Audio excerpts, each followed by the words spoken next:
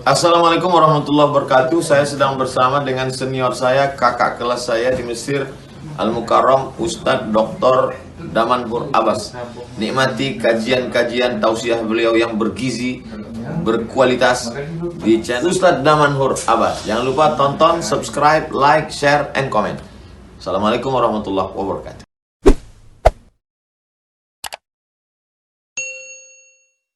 Alhamdulillah wassalatu wassalamu ala Rasulillah rabbi shrah li sadri wa yassir li amri wahlul 'uqdatam min lisani yafqahu qawli amma ba. Kita berbicara tentang pilar ketiga ini pada saat kita sudah membahas tentang pemberdayaan ekonomi, di mana pemberdayaan ekonomi itu terdiri dari pemberdayaan ekonomi daya, masjid, UMKM dan halal value chain. Dan setelah itu kita bergerak kepada sektor keuangan, di mana alhamdulillah Aceh sudah memiliki sebuah progres yang sangat luar biasa dengan adanya kanun LKS. Ini merupakan salah satu hal yang memang harus kita apresiasi untuk Aceh, karena kita sudah melangkah lebih maju ke depan. Dan di pilar ketiga, yaitu tentang riset, asesmen, dan edukasi, ini merupakan salah satu pilar yang memang harus menjadi peran utama di dalam blueprint ekonomi syariah. Bagaimana kita membuat sebuah riset seperti cerita tadi. Kenapa sih Aceh itu tidak punya motif batik sendiri? Nah, padahal kalau seandainya kita ingin meresearch, ternyata motif Aceh, ornamen Aceh itu banyak sekali ya Ustaz. Nah, itu yang sebenarnya yang harus kita jadikan sebagai salah satu hasil research kita, sehingga motif-motif Aceh itu bisa menjadi sebagai motif batik yang bisa go nasional ataupun go internasional. Nah, itu perlunya research. Tapi kalau tidak ada research, maka kita tidak akan pernah what next gitu. Apa yang harus kita lakukan ke depan?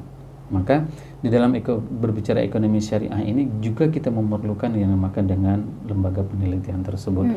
Agar apa? Sekarang dunia ini lagi membutuhkan apa? Contohnya seperti itu. Indonesia ini sedang membutuhkan apa?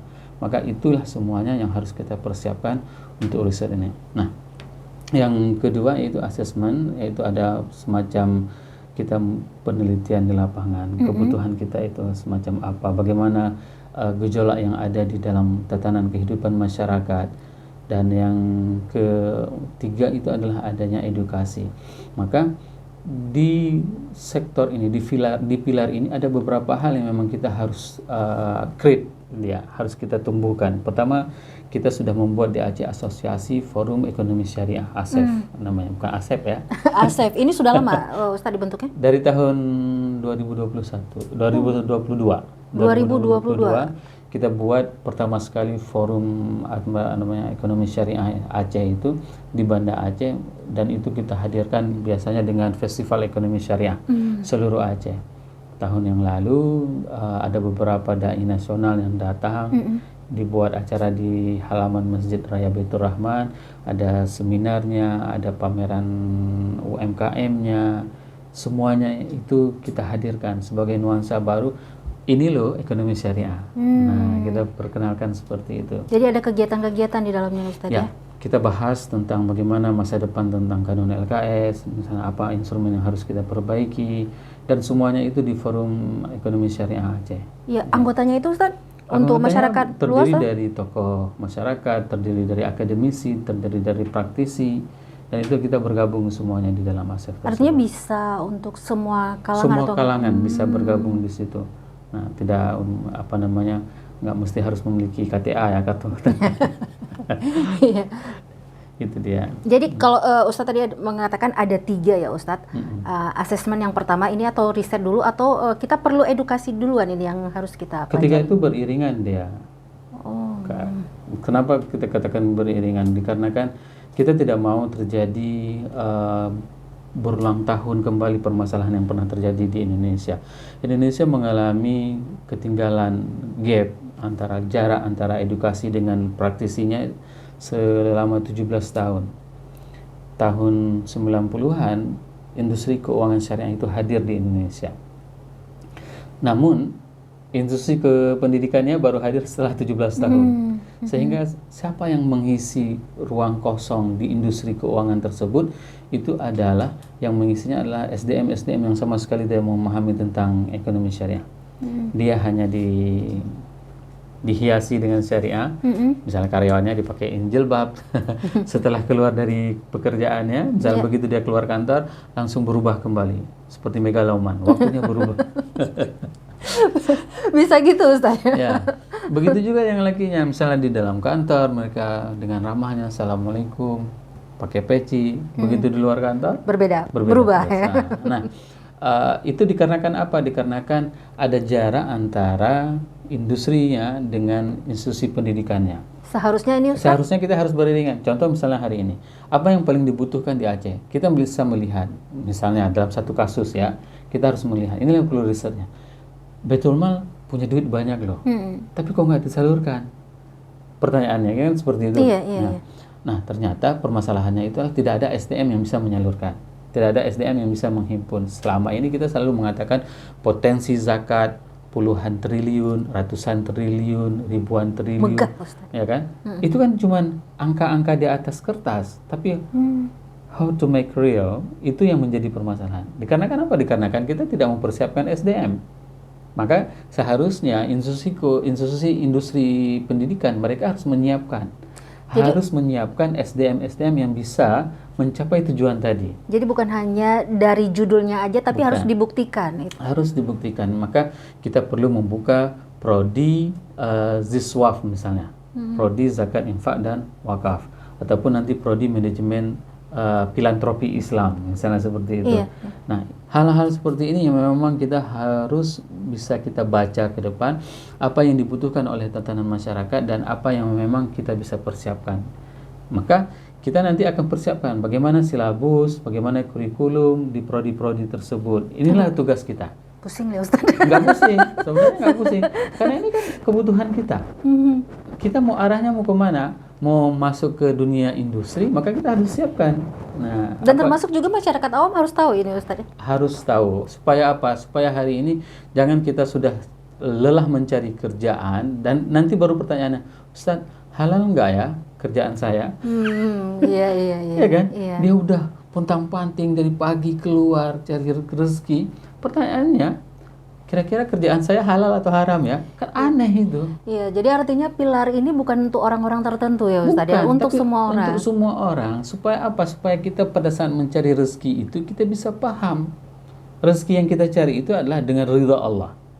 Atas izin Allah. Iya. Dan kita berjalan di atas ketentuan yang ditentukan oleh Allah dalam mencari rezeki. Ini yang paling penting.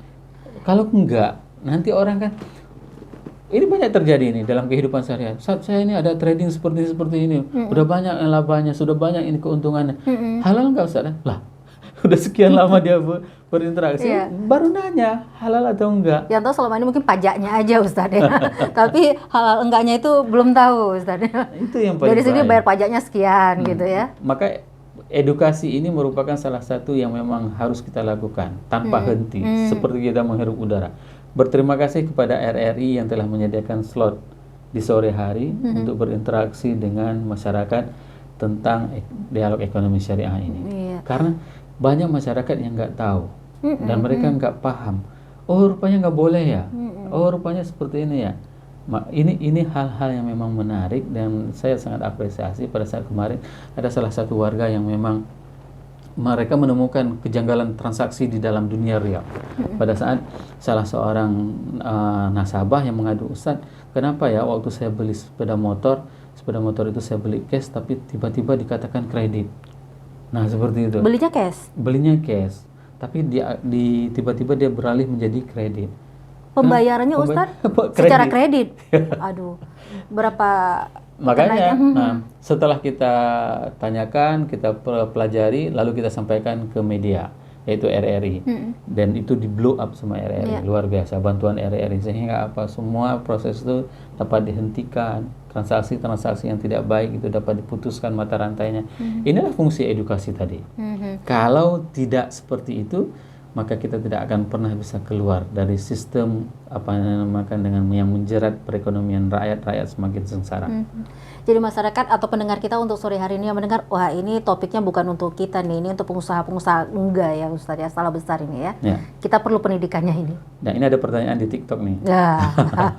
Langsung bisa Ustadz. Ya, Assalamualaikum Ustadz, tolong dijelaskan ilmu soal bisnis MLM. Banyak yang berkeliaran di FYP di TikTok. Baik, multi level marketing itu sebenarnya salah satu platform bisnis yang dikembangkan oleh masyarakat. Tidak fair apabila kita yang berada di atas itu tanpa bekerja, ya, kita itu mendapatkan keuntungan yang berlipat ganda, sedangkan orang-orang yang di bawah itu yang harus bekerja mati-matian. Tapi kalau semua lini itu bekerja, maka itu tidak ada masalah. Ya, multi level marketing. Misalnya saya sebagai leader, maka saya harus menjual juga. Harus sekian, ada target sekian baru naik kelas baru gitu naik ya. Kelas. Nah, tapi kalau saya kongkong ada di atas, yang di bawah yang harus bekerja. Itu tidak Islami dan itu tidak syar'i. Tapi biasanya nanti fans love ya.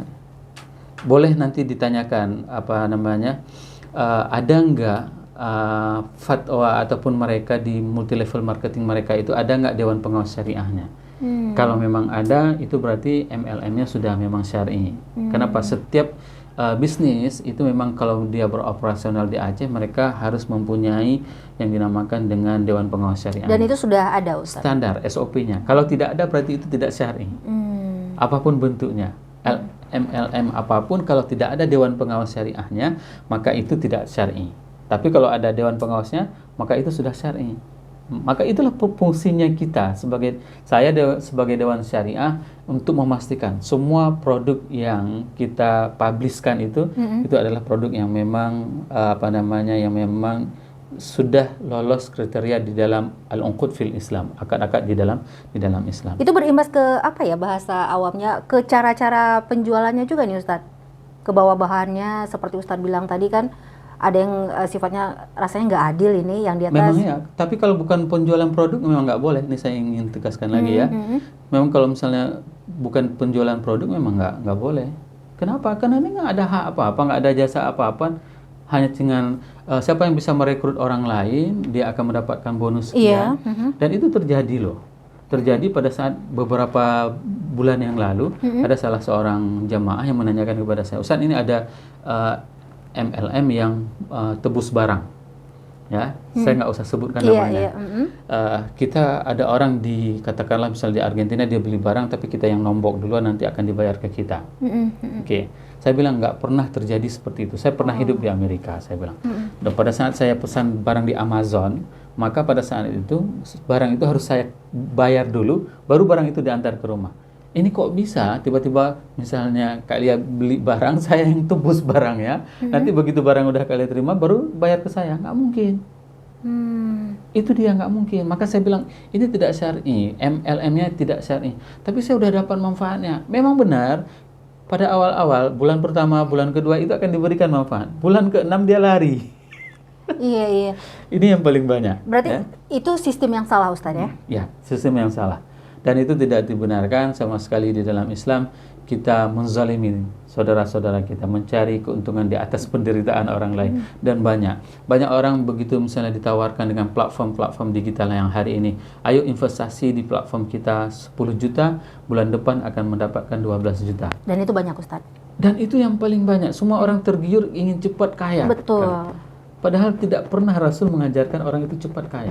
Yang diajarkan oleh Rasul itu, barang siapa yang bangun pagi, dia itu dalam keadaan beriman kepada Allah, dan dia mempunyai kesehatan tubuhnya, dan dia mempunyai punya makanan untuk hari itu aja. Faka'annama hizzad dunia, maka dia seakan-akan memiliki dunia beserta isinya. Coba bayangkan. Mudah sekali. Indikator kita menjadi orang kaya di dalam Islam itu mudah sekali. Nah, apa syaratnya? Syaratnya beriman kepada Allah. Berarti kita ada salat subuh, ya kan? Istilahnya tidak meninggalkan Allah, tidak pernah khawatir bahwasanya akan diganggu sama yang lain. Nah, setelah itu kita mempunyai kesehatan badan, tidak sakit-sakitan. Nah, setelah itu kita punya punya makanan yang untuk satu hari yang kita makan aja, maka kita seakan-akan memiliki dunia beserta.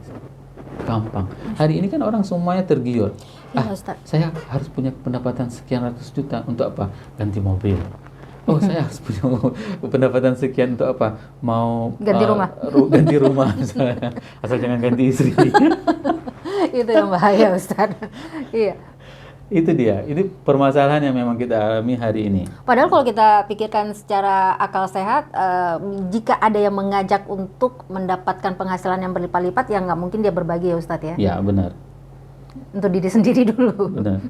Nggak akan mungkin dia kasih ke orang lain. Pasti dia akan maksimalkan dirinya sendiri. Iya. Baik Ustadz, balik lagi kita ini Ustadz. Ya. Untuk pilar-pilar yang sudah Ustadz katakan tadi, ada asesmen yang memang ini bagian terpadunya Ustadz ya. Ya, bagian terpadunya, dan ini memang harus kita lakukan. Kita kan nggak pernah ada sekarang apa yang dinamakan dengan laboratorium syariah. Iya. Iya Ustadz. Ustadz kenapa terpikir itu ya?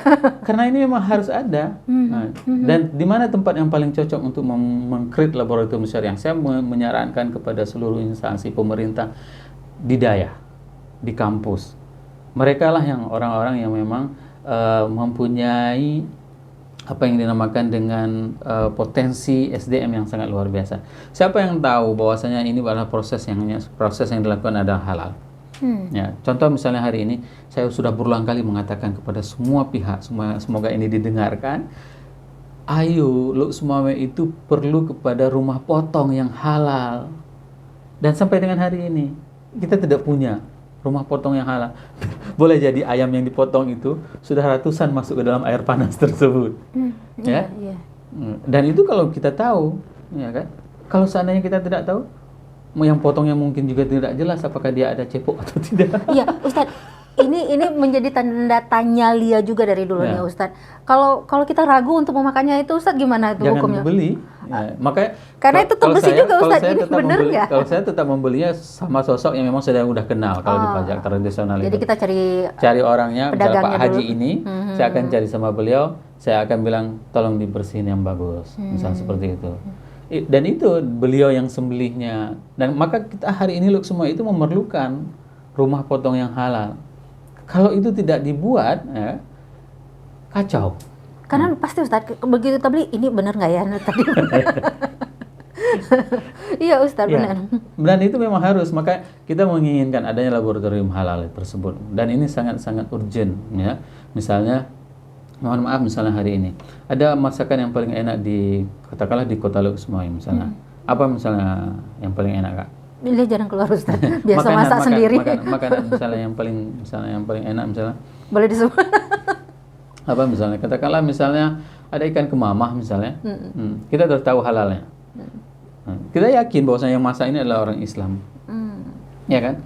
Tapi kan kita harus melihat secara saintis proses perlakuannya itu. Apakah sudah benar atau tidak? Bagaimana dia membersihkan ikan, bagaimana dia sucikannya, bagaimana dia masaknya, bagaimana semuanya, packagingnya, bagaimana. Itu semuanya harus mulai harus kita cari tahu, Ustaz. Harus dikeluarkan sertifikasi halalnya. Oh, dan itu belum ada kita, Ustaz.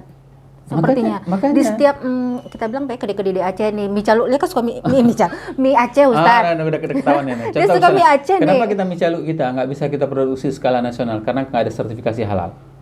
Itu dia. Iya kan? Itu kan paling enak rasanya. Iya. Nah, tapi kalau seandainya kita mie bisa Aceh buat lagi, Ustaz. Nah.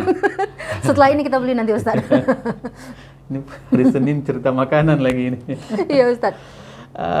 Jadi kalau seandainya mie Aceh itu bisa dibuat dalam bentuk kemasan, orang bisa panasin dalam microwave dan bisa disantap, ini merupakan salah satu nilai jual. Iya, dan itu bisanya di mana? Dihasilkan di dalam laboratorium halal.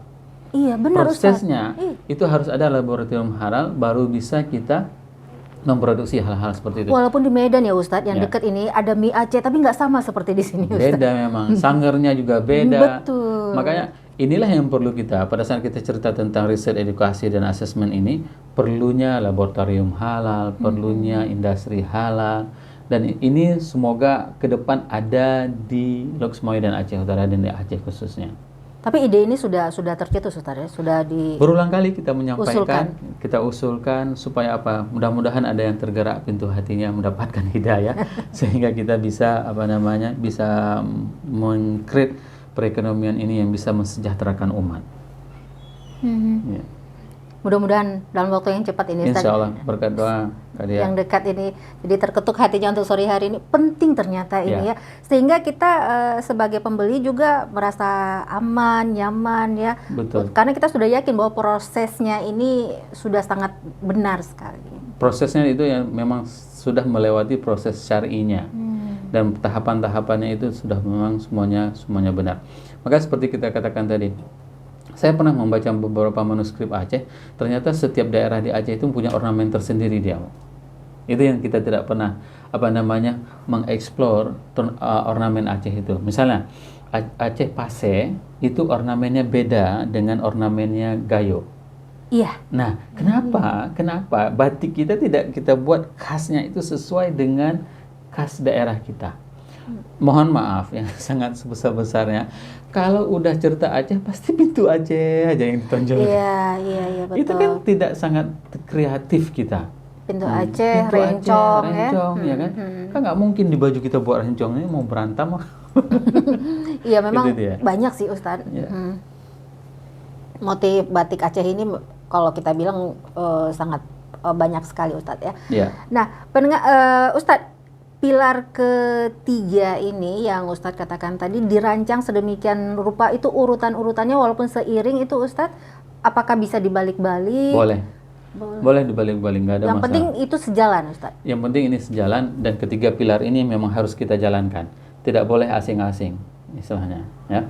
Kita beriringan. Pada saat kita cerita pemberdayaan ekonomi, edukasi juga harus kita masukkan. Contoh misalnya, kurikulum ekonomi syariah itu harus masuk ke daya. Jadi di daya itu kita tidak hanya mempelajari tentang fikih muamalah saja, tapi juga bisnisnya. Nah, ini yang paling banyak kan. Terkadang kita konsep muamalah itu bagaimana kita aktualisasikan di dalam dunia bisnis, yang ini yang tidak nyambung. Tapi Ustadz, kalau di daya kan sudah mulai dikembangkan ini, mereka sudah bisa menciptakan sendiri karya-karya sendiri. Iya, budidaya. alhamdulillah untuk tahun-tahun ini sudah ada beberapa daya yang memang itu mendapatkan bantuan pemberdayaan ekonomi, dan kita sangat mengharapkan kurikulumnya juga itu dimasukkan. Mereka harus mempelajari. Nah, suatu hari ini kan kita tidak bisa meninggalkan dunia tempat kita tinggal ini. Bagaimana dengan blockchain? Mereka harus paham tentang kriptosi. Dan itu belum ada sampai sekarang belum, Ustadz? belum. Berarti ini masih dasarnya aja di daya. Ya, masih di dasar, masih tentang konteks masih secara klasiknya saja, fikih klasik. Dan itu belum kita belum dianggap sempurna ya, bukan dianggap sempurna. Kita belum menerjemahkan di dalam konteks bisnis yang terjadi di dalam dunia yang real hari ini. Sementara mereka nanti terjun ke masyarakat ya. Pasti. Contoh misalnya, bagaimana dengan tawaran pada saat ada salah seorang buyer dari luar negeri membeli barang kita dengan kriptosi, dengan salah satu cryptocurrency. Kita tidak mempersiapkan diri kita. Jadi kalau seandainya kita mengatakan bahwasanya haram hukumnya, maka transaksi tidak akan pernah terjadi. Iya. Ya. Nah, berarti kan solusi dari kita itu adalah bagaimana kita menciptakan kriptosi yang islami. Iya. Itu dia yang menjadi tugas-tugas kita. Dari mana kita hasilkan itu? Ya hasilnya dari research, dari hasil lembaga pendidikan itu. Banyak sekali yang ingin saya tanyakan Ustadz, ini luar biasa sekali karena kita Waktu- jarang ketemu waktunya ya. maghrib. Iya, sudah masuk. Atau janjian. Iya, kita jarang bertemu. Purnama keberapa nanti baru bertemu lagi ya. Gitu ya. Iya, ini waktu kita sudah selesai Ustadz, sudah Ya. 18.26, saatnya kita dengarkan kumandang azan maghrib. Mungkin ada yang ingin Ustadz sampaikan yang terakhir? Tidak ada. Yang paling penting bagi kita adalah untuk selalu bersinergi, edukasi, asesmen, dan riset ini, sehingga kita dapat memberikan kontribusi yang nyata bagi agama Allah ini. Subhanakallahumma wa bihamdik, asyhadu an la ilaha illa anta astaghfiruka wa atubu ilaik. Wassalamualaikum warahmatullahi wabarakatuh.